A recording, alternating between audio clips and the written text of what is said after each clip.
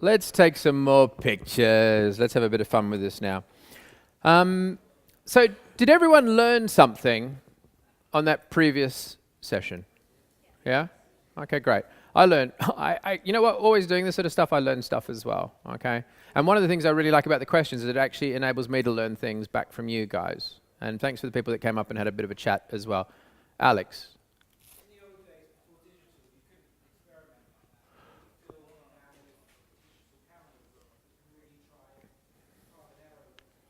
Do you know what, okay, did everyone hear what Alex just said? He said, in the old days, you couldn't experiment like that. Well, strictly you could, but it was expensive. Okay? So, one of the beautiful things that's happened in photography, and one of the horrible things that happened in photography as well, is there's been, if you like, a democratization. The barriers to entry into the profession are now much, much lower than they ever have been. But that means for those of us that wish to make a living creating pictures, we have to lift our game that much higher. The other thing as well is, I promise you, the thing that will separate you as a professional or as an amateur is your knowledge of light and color. Because when you have a good knowledge of these things, it enables you to produce work consistently. And as a professional, that's very often what they're paying for. They're not paying for you to bring back excuses. Okay. It is the ISO, you're right. Okay. So, yeah, Alex is absolutely correct in saying that, you know, we have this amazing resource where we can shoot at very minimal cost. I used to make quite a lot of money doing stock photography. I used to go and do a trip a few times a year. And I would spend for a week, I'd maybe fly a bunch of models and crew to, I don't know, let's say Ibiza, for example. And I would spend for that week probably around about £15,000, something, give or take. And what would happen is, of that budget, around about £2,000 was film and processing. So that meant straight away, the barriers to entry for the amateur market were, not a lot of amateurs could afford to spend 15 grand in a week, create a bunch of images and do things. Whereas now, you can go out, you can take 1,000 pictures, and if you get lucky, a few of them will be okay. But what I would like to do, for all of you, whether you're an aspiring professional or an amateur, is to shift that mindset so that you take 10 pictures and 6 or 7 of them are pretty good. Okay? And for those of you that own these products already, in terms of the small flash units and the rogue light benders and adapters, that you can start to think a little bit more about these and think about where a light's going to go relative to the subject. Now, the goal for this second session is to talk about color, which is kind of appropriate because we've got a black and white image on the screen. Okay? Put your hand up if you currently make your living as a photographer. I know I did this before, but I'm just really curious about this. Right, you currently make your living as a photographer. I'm trying to make my living, but it's not. You're starting back. Okay. So keep your hand up. Keep your hand up if you're using a hardware calibrated monitor. Great. It's critical to use a hardware calibrated monitor. Put your hand up if you're calibrating your monitor one way or the other. That's good. We've got an informed audience. I really like that. If you didn't put your hand up, have a chat with the guys at the back and find out more around calibration. But I'm going to speak a little bit about calibration and its importance, and also color, because as I said earlier, as a professional, it's my job to be very confident in what it is that I'm delivering to my client. Okay? This is really, really mission critical stuff, and to stand by whatever it is that I deliver to my client. Now, color's a really tricky area because our eyes are incredibly sophisticated and they fool us. They trick us. They deceive us. Okay? Does anyone know what I might be talking about? Yeah, you look a bit dodgy. Go on. There's around magenta and green. Actually, out of interest, who here has ever had an eye test? Yeah? Good. Keep your hand up if you've ever had a Hassi-Barai color test. Oh, this is such a great audience. Okay? I think it's Hassi-Barai. Is that how it says? Something like that, isn't it? It's something, there's a color test that you can have to check the accuracy of your color vision. Okay? I'm happy to say I'm 100% in terms of my actual color vision, or I'm a good guesser. Okay, when I did the test. It's a very, very tough test, and it's usually men that fail. Okay? Everyone knows that it's usually women that are colorblind. Usually men that are colorblind. We all know about that, don't we? Yep. Okay. Just another point where women are better than us. Okay. That's fine. But I'm not going to go into the difference of the sexes because I'm not racist. Okay? So let's just talk about color. And I'm talking about how our minds deceive us. Can anyone suggest how our minds and eyes deceive us around color? Anybody? It's quite sophisticated. That's not deceiving us. Anybody? Bang, we compensate. That's what you were going to say. Sorry, what's your name at the back? In the blonde? What's your name? Charlotte. Okay. That's what you were going to say, isn't it? Yeah. So what happens is if I'm wearing a white shirt and I'm in a room full of tungsten light, our brain, your brain, my brain, will say, I recognize that shirt as a white shirt, and it will adjust your color perception, even though it's yellow light, and it'll see it as white. Whereas if we photograph that shirt, it'll come out as yellow, because that's the color of the light. So this is where it's really important that the environment and the screens that we're looking at are objectively calibrated with a device that isn't influenced by things it knows and things that are going on around it. It's really, really, really critical. The space that we do our color correction in terms of retouching and grading for our video work, has 18% grey walls with a very expensive paint. We have lights balanced to 5600, okay? Because that helps maintain the colorist and the retoucher's color vision to daylight. Now, you don't all have to go to this level, but we can all benefit from having hardware calibrated monitors and calibrating them on a reasonably regular basis. It's so, so, so important. Yes?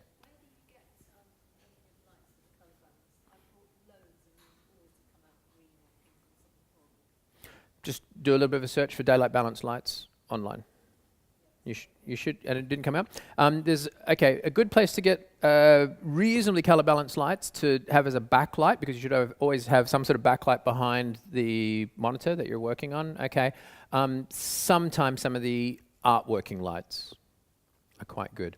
Or go to a color specialist. Have a look at the Color Confidence. Do you guys sell daylight balanced lights for placing? Okay. There you go. Go and have a chat with the guys up here. All right.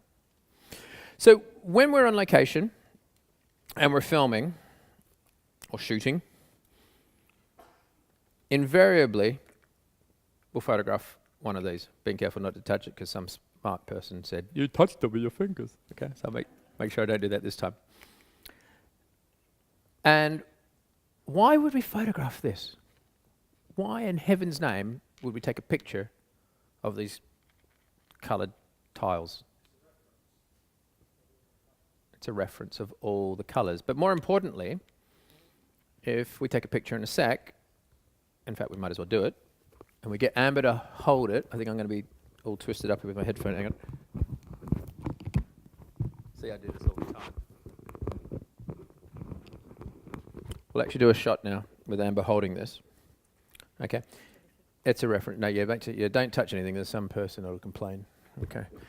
But yeah, make sure there's no shadow coming across it, okay? What's really sort of critical here is that I have the same relative light hitting my color tile on my target as is hitting my subject, okay? Because, depending on the software that I'm using, okay, I'm gonna know what these color values should be, okay? Or what these color values actually are. So I can then adjust in my software to get the most accurate depiction of the scene. If I'm doing something, let's say we're doing clothes, very often color is really, really critical with clothes. So we want to be as consistent as we are. And if we're not doing the retouching ourselves and we're handing it off, if you're filming and you're handing off rushes, for example, we will always have a color target on it. And if we're handing off stills, example, raw files, something we do a little bit less of, but if we are doing that, we'll always have the first frame showing one of these, so the clients know what the neutral starting point is. Okay? So you start off in a neutral position, and then from there you can make it warm, you can make it cold, you can put some blue into your shadow areas, you can start to play with it. But you need to start in a neutral place first, and then control what happens from there. That makes sense, doesn't it? Okay? So let's do a quick snap of that, because this is what the workflow would be. Yeah, the light's just there. Okay? And it should catch relatively the same sort of light. Now, what I'm interested in here, got to pop up the flash on the camera. Oh, disconnected. Thank you. You're very good. Let's see if we can connect it again. There we go. I only shoot tethered on these shows. Okay. Normally I use dual cards because I'm a bit anal, obsessive. I sort of back up for everything. Okay, cool. So let's have a look at that. Okay. So then what we've done is we've now got a color reference. Okay. That's just perfect. Okay. Now what I would probably do here, I mean, with this light, what you would do, just to make sure that you've got the key light represented correctly, I'd actually do it something like that, because this is very strong light that we're doing now in terms of the direction of it. But we'd start like that, and then now I have a very accurate, very good color reference from that light. And then we can decide where we're going to go. Okay, it's a very powerful thing. Now the other thing as well that you've got with this is a grey card. Now put your hand up if you shoot video. Should be a few people here because Ollie's going to be doing a talk later and he knows a lot of stuff about video. Okay. Put your hand up if you shoot stills. Yeah, that's most of us. Okay, that's cool. That's a safe one. Why would you white balance your camera off a grey card instead of a piece of paper? Why would I choose to use this instead of a white piece of paper to create my white balance? Wrong. Wrong. Ooh. What does that mean? Yeah. Ooh, this is really good. Clap, clap. That was good answer. Come on, clap. I can tell he needs a bit of a clap as well, okay? The reason you would white balance off grey is because if your exposure is quite bright, okay, you will be clipping a channel. You'll be clipping the red, the green, or the blue, combination of two of them, or all three of them, potentially. Who knows what it means if you're clipping a channel? Can anyone tell me?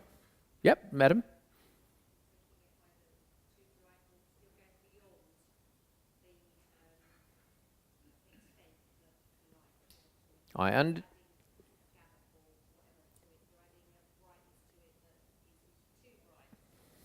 So it's too bright. So what does that actually mean? We're losing information. How can you measure something if you have no information? You must always white balance off a grey card because that is the thing that is most likely to have all of the color information.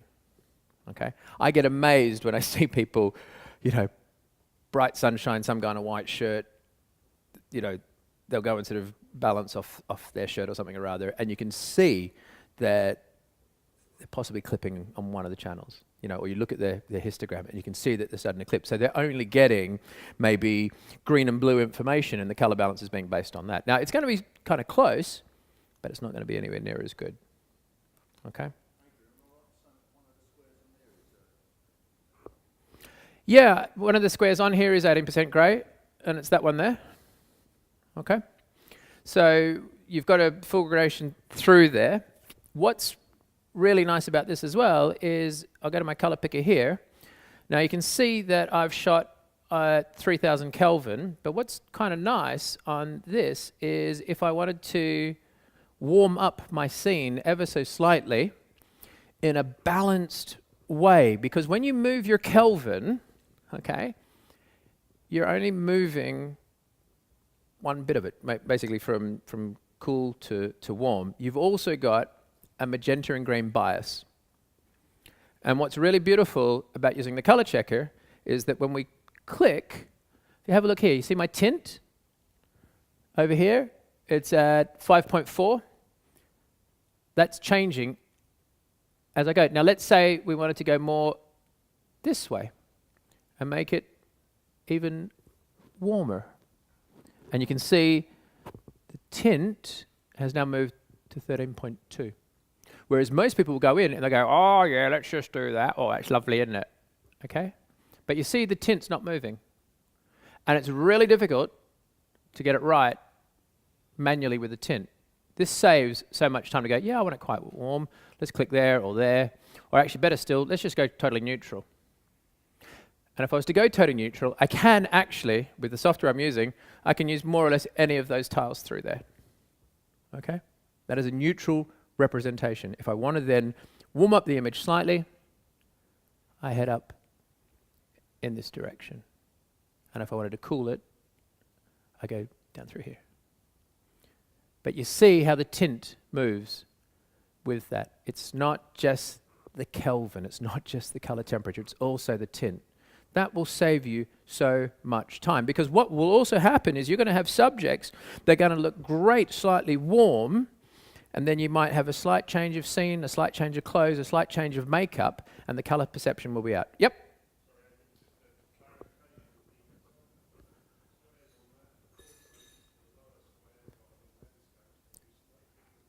Oh, thank you. Okay, that's great. And in fact, why don't we check that? Thank you very much. So the top ones, portraits. Beautiful. Okay, that's fine. Because I must admit, I knew about that, but we tend to work on these. Okay, no, that's actually a really, really good call. So it's landscapes. Now what's going to happen, let's have a look. On the landscape ones, I have a feeling what they're going to do is, because you often got green in the landscape, there's going to be a slight bias in the tint towards the green. Okay, because you're often seeing grass and things like that. And with the skin tone one, that's a really good point that you've picked out there, Pete. It's going to have a slight bias towards the magenta, because generally speaking, people look a little bit better with a slightly warmer. People don't tend to look too well if they look green. Okay, so that's actually a really very, very, very good point. I mean, I must admit, we've typically used that, but most of the time we're using back through here. But actually, most of the time, we're using that. Okay, and I must admit, most of the time as well, we're controlling the environment and circumstances in which we're shooting. If we're outside and we're using a combination of natural light with flash or constant light and reflectors and all sorts of bits and pieces, we just run off that. Okay, that's what we use, because we want to just start at a neutral position, and then we start to play around from there. So let's play around a little bit more with color. Any questions on that so far? Across the top, yep.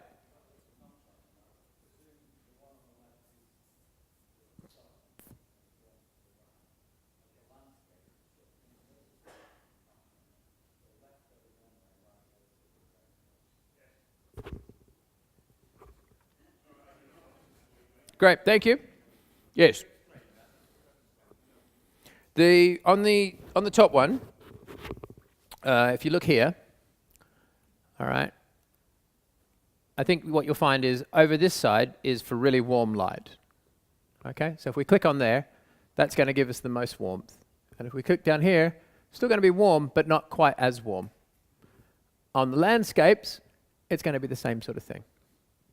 Okay, and that's going to depend on you and how you perceive what it is that you're looking at. Okay, so you see there, you see it's much cooler there, and then there it's much warmer. And then, I mean, I'm going on the extremes.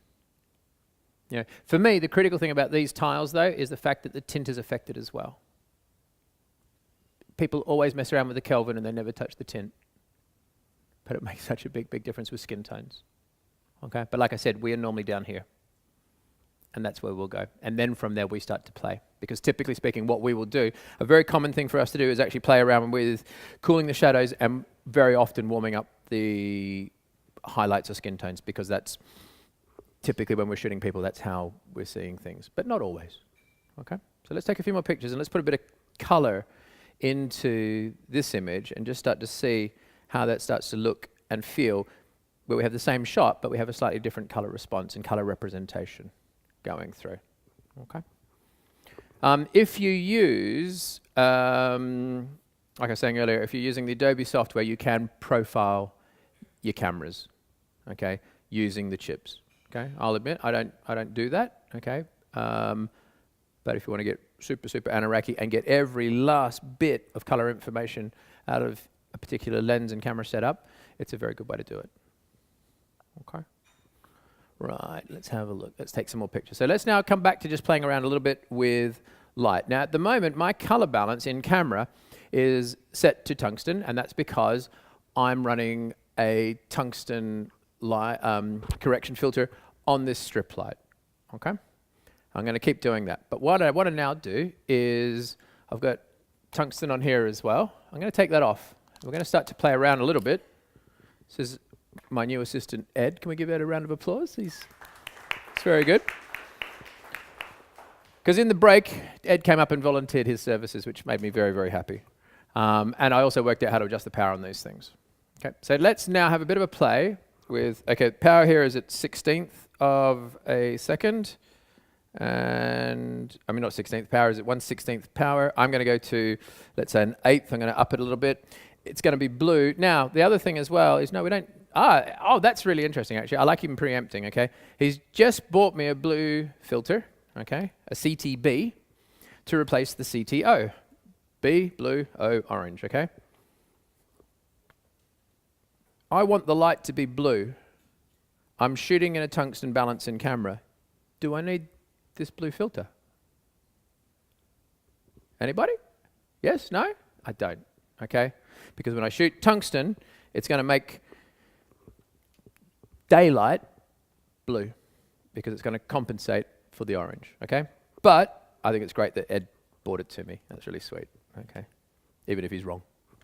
But I won't say that out loud, because that would be just completely bad of me, okay? Thanks, Ed. So let's now play around with just having a little bit of blue light coming across at the back. We're going to stick more or less with what we had before, and then I'm going to start to evolve the light. And then we're going to start to play around with what happens if we have maybe blue light on the front and maybe a tungsten light behind. And just see what goes down with that. Okay? Any questions on the passport? You know?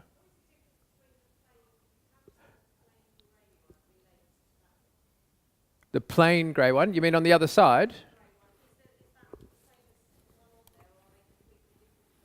No, I think, guys, that the plain grey one, it's just, yeah, it's just what you typically use that to set a camera white balance in camera. That's why it's a bigger area. Okay, now we have the big A4 cards, and then we have these small cards as well. If we're shooting in, let's say, beauty and you're close up, then we'll tend to use that. If we're shooting a bigger scene, then we tend to use a bigger card. Okay, because what we want to be doing is when we set the white balance for the camera, we want to be filling the frame. Okay? Does that? Yeah? And then what happens is, if you're going to profile your camera or send your brushes off or your still images off to somebody else, they have this as an accurate color reference. Okay? Yeah. But I will contest, because we're typically managing very carefully our lighting and everything else that's happening on set, we use the grey card more than anything else. Okay? And but with video, we will always shoot a target. Okay? Always. It saves a huge amount of time. Okay? So that's for that. Right, let's play around with this light and see what we get now. Are both these lights switched on, Ed? Okay, cool. Ed's from Trinidad. That's exotic, isn't it? Trinidad, Tobago. Okay. All right, that's cool. We're good there, and we're good there. Put your hand up if you've got these lights. Like if you've got like little Nikon or Canon speed lights. Great. And put your hand up if you've got like these Rogue adapters as well. Excellent. For those that don't have the adapters, and this isn't a hard sell or anything like this is just me sort of saying I think they're absolutely brilliant. Because when I was a young fella, I would make stuff with card and tape and tubes and all sorts of things because there was nothing like this. And this takes your basic Nikon or Canon speed light and makes it a proper light, in my opinion, not just some point source that's going everywhere and not being controlled. Okay, it really is amazing. I mean, well, let's see what we can get out of it now and take it from there. All right, let's have a look at you. Yeah, could you twist around so you've got your back to me? Keep going around, keep going around, keep going around. That's it, okay. And then looking back over your shoulder. Yeah, that's it, that's it. So something like that. Yeah, something like that. And then I think what I'd like to do now is actually have this skimming down through from behind a little bit more. That's fine, your hair's fine, don't worry. Okay, that's good. Yeah, something like that. I like seeing that shoulder and the light on the shoulder, so let's have a look and see what we get through there. 3, 2, and 1. Okay, are we still tethered? Come on, Ed, what are you doing, mate? You're supposed to look at this stuff. All right, that's fine, let's try again.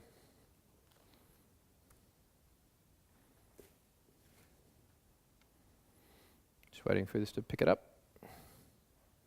Yep, it's in there now. All right, let's have a look at this now. That's great. 3, 2, and 1. That's good. See how that goes. Okay, that's cool. Right. Light's too strong on her. Ed, can we take 2 stops out? So at the moment we're on, what, 1/16th, I think? 1/8. Okay, go to, what should you go to? 132. Okay.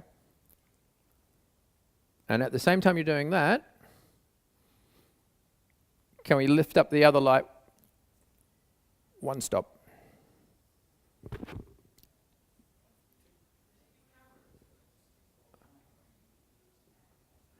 No, it's not going to sleep. All it is the cable's coming out, or maybe the camera goes to sleep. I'm not really, I don't normally shoot tethered. Normally I would run dual cards. Can we bring that one up 1 stop? Normally I'd run dual cards and I'd just record to the card. So it's only when I'm doing this sort of stuff that I actually tether. Okay.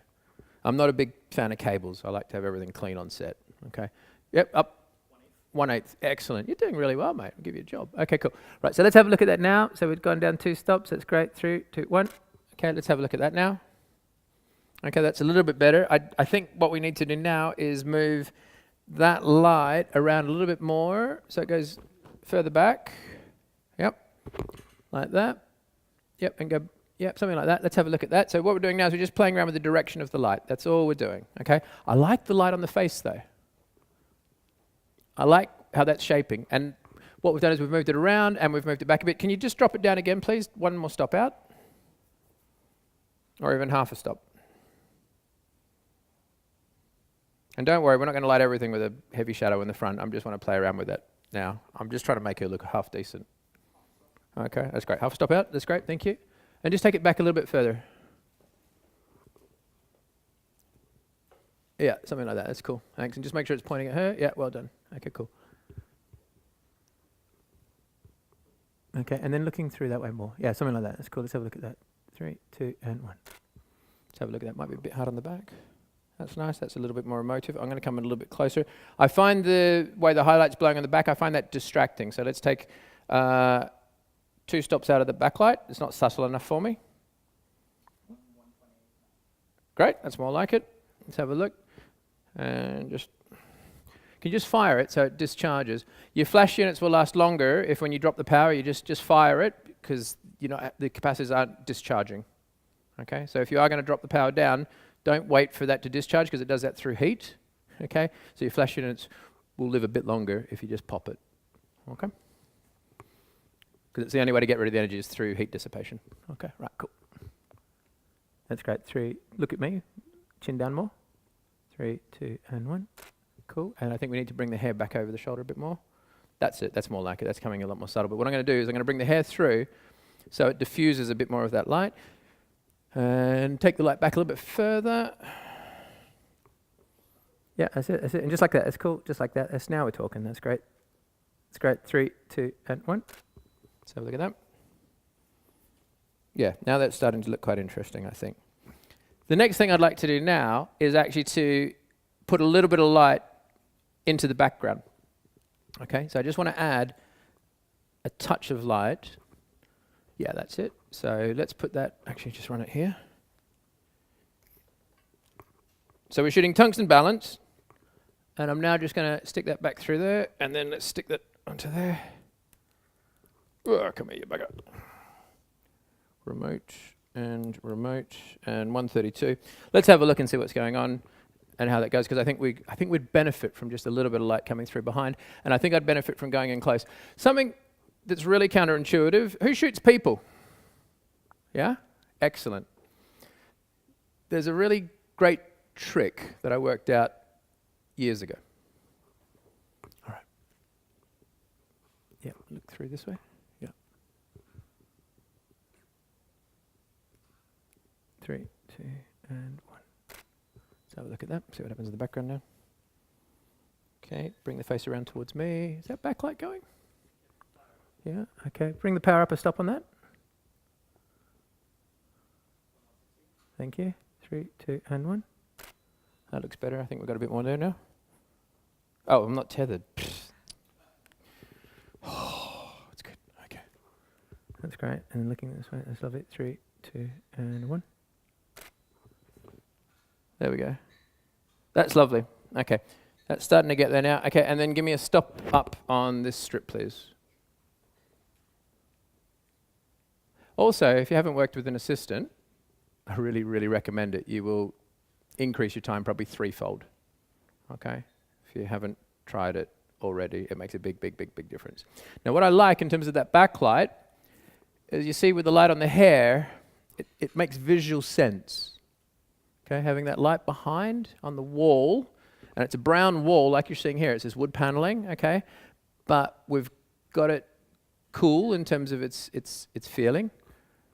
And it just ties in really well with what's happening through here. Not quite happy with the nature of the light there, so what I'm going to do is, can I just push your hair back? Is that okay? Notice I'm checking if I can touch the model's hair before I do it, okay? Must never just go in and start touching. That would be wrong. Okay, that's fine. I did ask. Okay, yeah, something like that. Through there, yeah, that's nice. 3, 2, and 1. That's better. Now we're talking. Okay, now all we did there was pull the hair, because I didn't like where the hair was before on the side of this. Now what I'd like you to do is, the hair was diffusing the light and breaking the light down, so this doesn't have the mood I want now, so what I'm going to do now is I'm going to drop the light down. I could do that with ISO, but I'm going to do it on the light, so drop me down 1 stop, please. 1 what? It's an 1/8. Yeah, let's see how we go with that sort of thing. Yep, something like that. That's good. That's beautiful. 3, 2, and 1. Okay, cool.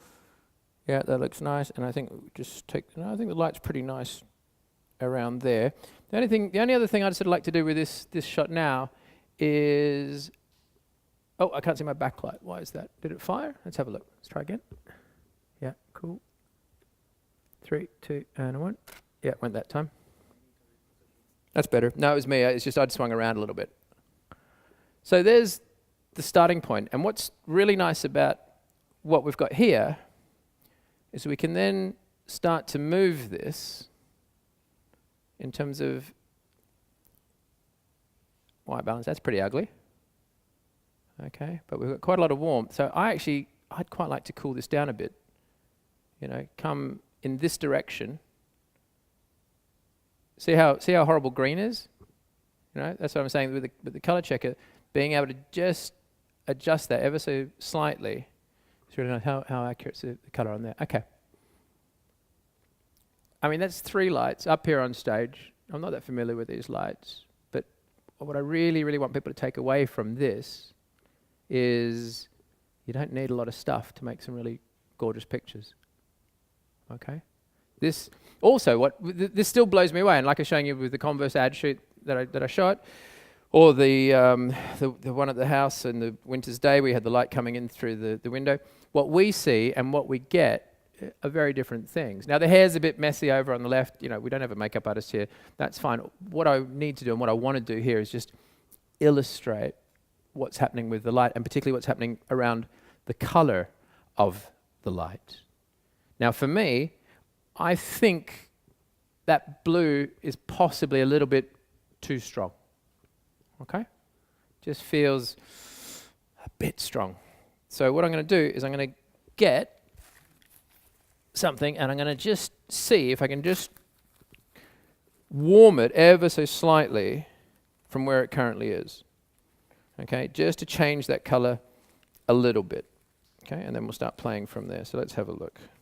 So I need a CTO, and let's have a look. We'll find one in here. I'm going to pull all these out. But I only want a half CTO. I don't want it to be full bore. I just want to warm it. There's a quarter CTO, and there's a half CTO. Okay, so let's get that onto there.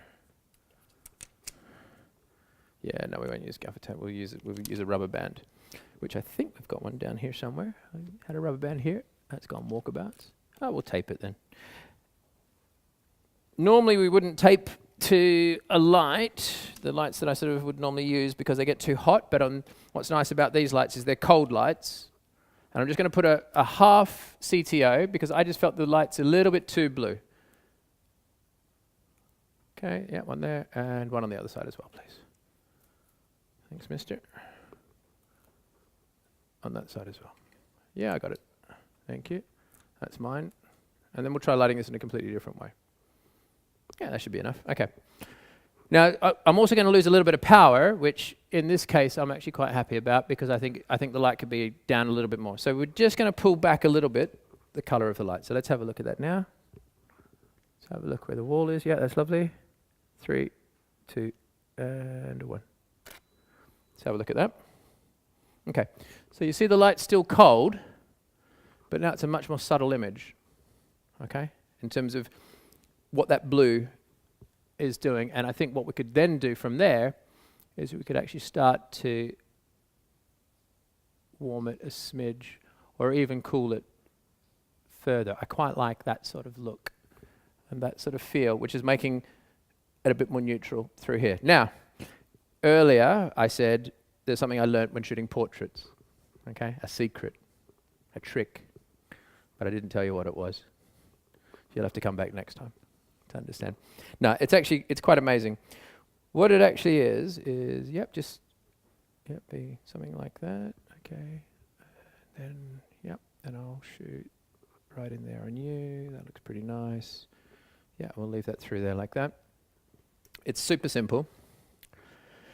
If you've got someone that maybe doesn't look so great, okay, what you do is something that's absolutely counterintuitive. Okay, right, chin down a bit for me. Yeah, that's it. Okay, cut. Hang on. Oh, thank you. Excellent. I've got a room full of assistants. This is brilliant. Okay, see if we tether up again. And here we go. Come on. Yay. Okay, cool. So what you would do is actually, she's a bit tall for me. Okay, that's it. Let's love it. 3, 2, and 1. Is you come in closer. Okay. And what you would do is you would actually play around with the shape of the face, which I'm going to do right now for you guys so you can sort of see what's happening with this. Actually, could you take your heels off? It's going to be easier for me. Okay, just slip those off. Yeah, that'd be nice for you as well. So when I've shot celebrities and various people in the past, okay, sometimes on the first image I do, I'll go in really close on them, okay, almost unnervingly close. I would always be on a longish focal length. I'm on a 105mm lens at the moment, okay? And I'd be at a similar sort of focal length, relative to the format I'm shooting and all that sort of stuff, okay? So what I would be doing is I would come in close going to go vertical now, because that's going to fill my frame a little bit more. Okay. And then we'll focus on that light there. That's it. 3, 2, and 1. Because what would happen, I'll focus on that back eye a little bit more. Okay. Actually, can you just move that light there across a little bit more? I like it just skimming the edge of the face. Just come across a little bit more on that. Yeah, yeah. Camera left. Yeah, that's it. Something like that. Okay, cool. Not tethered? Thank you. Oh.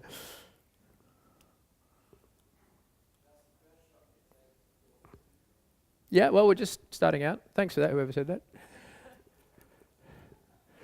All right. Popped out again? Oh, shit. Can we edit the video when I say shit and poo and bugger and stuff? Is that okay? It's being filmed on all this. Right, let's have a look. See if we tether it again. And we're... Okay. All right. Oh, God. So this is why we always shoot to card, but it's going to take too long for this. Okay, so let's have a look. See if that... Oh, it's horrible. It's not the cable, it's the way we're sort of using it. Okay. They're actually good cables. Okay, cool. Right, let's have a look at that. I'm actually holding it. Right, that's lovely. So something like there. That's cool. 3, 2, and a 1. So what we're doing is we're going in close. Focus is slightly out on that back eye. Let me just try it again.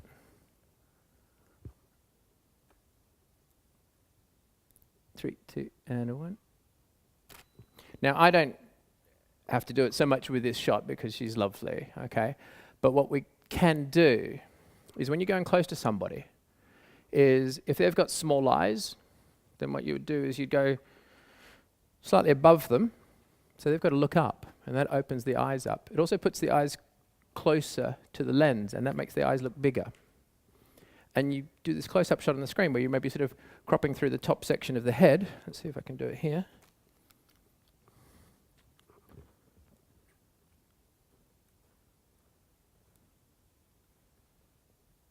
That's it. We're still tethered. Yeah, like that. That's the sort of framing I'm looking for. And they see this close-up shot of themselves, and they look good.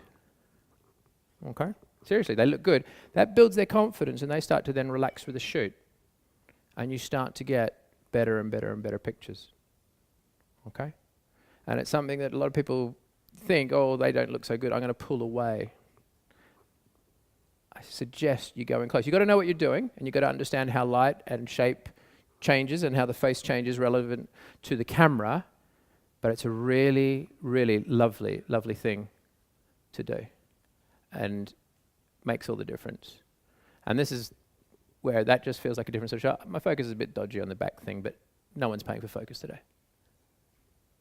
So let's now change the lighting and create a totally, totally different feel. I'm thinking maybe some backlight or something or other like that. Who likes backlight? Great. That's great. You know when you first start out and they go, oh, when you're taking a picture, make sure the sun is over your shoulder. Okay. Okay, that's okay. But it's much, much more interesting. Put the sun over there somewhere in the frame. Okay? Because it serves a couple of things. It gives a life to the image, and it will also, if you're shooting people, help separate the people from the background. Okay? So now what I'm going to do is I'm going to look at, we're going to build it up again, and we're going to take off, let's go to daylight now in terms of our color balance. So, and you know what? Let's not have, can we take that modifier off? Let's see what happens when we just have a flash pinging. I don't know. We'll see what happens. Okay. This is an experiment for me as it is for you. Oh, running out of time. Okay. So I've turned this light off. I've got one light at the background. I don't actually know what's going to happen, but it's worth a try. What power is that light on? 128. Let's go to 132. So all I'm going to do is just have one light. Can we turn off the light on the wall as well? Turn that off. All I'm going to do is just have one light from behind. I've got 5 minutes left. I'm going to have one light from behind. Okay. And I'm just going to see what happens with that. Let's just see. Let's just have a bit of play. You want to be playing. You want to have a bit of fun with this. Okay. So, okay. All right. That's it. Yeah, that's fine. Can you turn around? Turn around this way. Yeah, keep going this way. And then look back through that way. And have all your hair forward on both sides. Yeah. Okay. That's it. And then looking over towards me. Yep. So back through this way here. Yeah, that's lovely. So something like that. And we'll just see.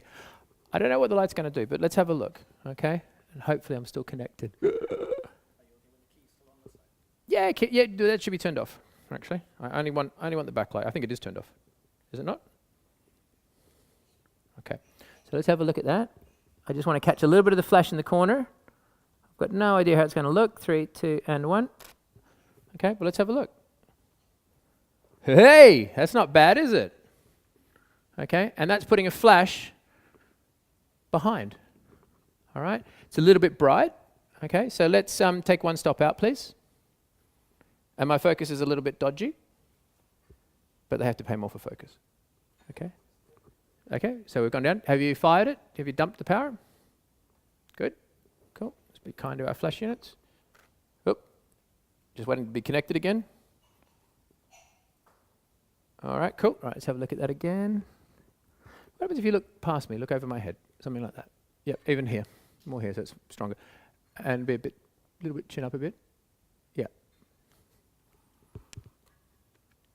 That's lovely. 3, 2, and 1. Let's have a look, see what we've got there. Yeah, I preferred the other one, so I'll go back to that. That's nice. And there, 3, 2, and 1. I'm seeing, and when I look at the frame, I'm just putting the light in the sort of top left corner. But you see how it's sort of the characteristics are changing. I think we need it to flare more, so let's actually bring it up.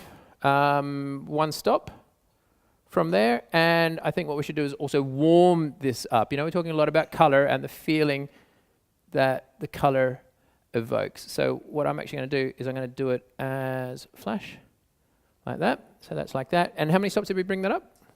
One stop up. Something like that. That's nice. 3, 2, and 1. Let's have a look at that now. Okay, that sounds. Oh, I like that lens flare. See what's happening on the sort of right-hand side? We've got a bit of lens flare coming through. Okay, like that. And now what I think we can do is just bring a little bit of light forward here. Just a little ping of light. So drop that down to the minimum power. Okay. Look, I could very easily shoot stuff that's very simple and nicely lit and all that sort of stuff, but if I was in the audience, I'd find that a bit dull. Okay? No. Go on. Yep. Question? Yep. Go to 1256 if possible. Sorry? I don't honestly know if the speed lights have modelling light facilities. You have to get it. But you see, we're doing fine without modelling lights.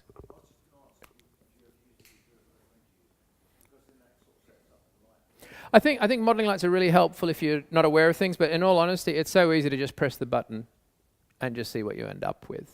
Do you know what I mean? So let's see. Is it 1256? It could only go to 1/128. 1/128. No, that's fine. No, that's fine. So what I'm going to do here is just, we've gone down to sort of 1/128 with this, and I just wanted to have this as a little bit of a fill. And what I'm going to do is, because I can't get the power down, I'm just taking it a little bit away just to see, because I really love that. I think it's really, there's a sort of slightly ethereal quality to that. Okay, so let's have a look. Are we still connected? Should we have a bet, guys? What do you reckon? Oh, that's not me.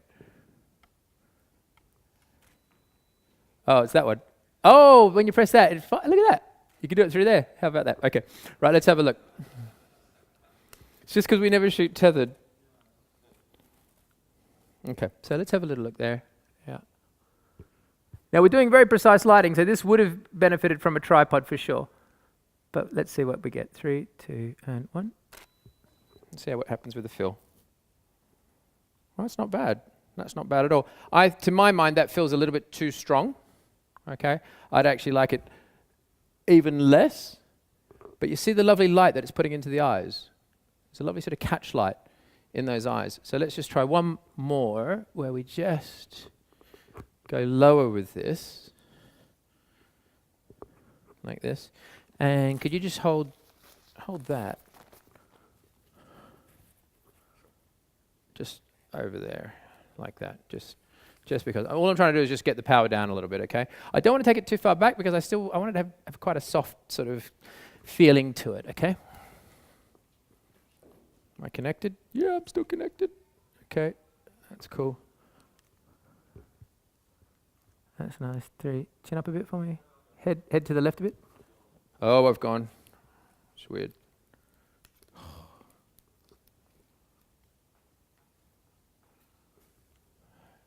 Yeah, okay, got that. Okay, cool. So let's have a look at that now. That's great. 3, 2, and 1. Look out to the left a bit for me. That's nice. That's more like it. Okay. So she could be on a stage or something. That has that feeling, like if we were photographing a singer or something or other like that. So look out, twist your face around a little bit more to the left. That's it. Yeah. That's great. 3, 2, and 1. The other thing as well that I want you guys to note, I think that's lovely. The other thing as well that I'd really like everyone to note is I'm not taking millions of pictures. I'm taking a shot. I'm thinking about it. I'm taking another shot. I'm thinking about it a little bit more. Okay, let's do one more. I think that feels actually really, really nice. Yep, go on. Are you okay with the information in here, or would you like the information later on? No, I'll come to that in a sec. Okay, right. So you just push that down. So just pull that up so it actually sits in the right spot. Yep. And then just hold that like that. Just don't put any weight on it. Okay, cool. All right, so something like there and there. That's lovely. 3, 2, and 1. That's cool. And then I'll come a little bit closer. Oh man, see what's happening with that lens flare on the left? That's just really, really, really gorgeous. Let's just try another one, try and get the focus a little bit tighter on this. That's better. 3, 2, and 1. That's cool. So what we get there. That's better. That's sharp as well, which is great. And then I'll just do one more where I come in through here on a vertical, which as we know has been a bit challenging. Actually, I'll come through this way and I'll shoot the vertical that way.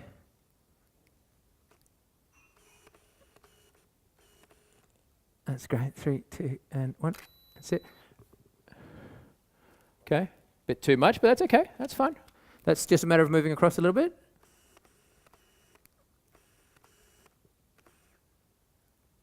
That's it. 3, 2, and 1. You see that? I just move a smidge.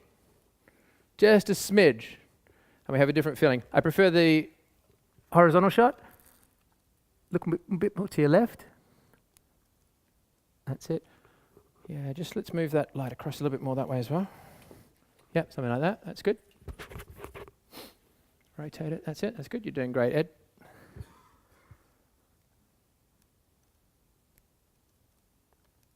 That's cool. 3, 2, and 1. Let's have a look at that. Perfect. That's what I wanted. Okay, let's take that out of the way there. Can we give Ed a round of applause because he came up and said, "Can I assist you?"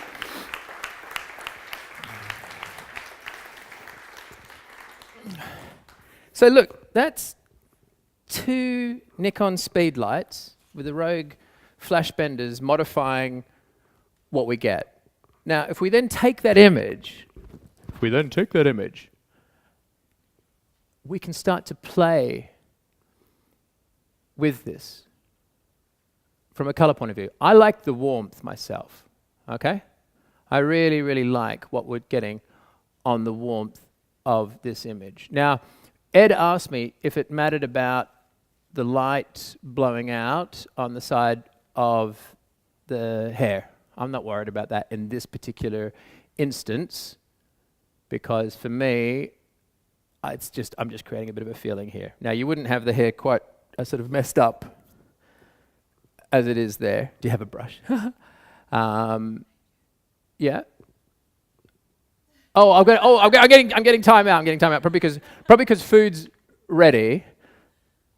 But I just think that's a really lovely thing. And just before I know it's time out, hang on guys. What I'm going to do is I just want to quickly show you if we do a clone on that. And let's quickly look at these 2 things because I've just had the timeout sign. So let's move this one much colder.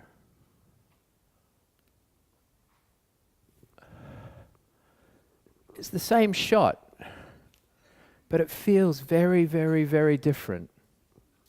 Okay? Color is such a phenomenally powerful thing. It's also just two lights, okay? On very basic camera technology, a very average-looking woman as well, and we get some really amazing results. Like I said, I wouldn't say it to her face. You look gorgeous, okay?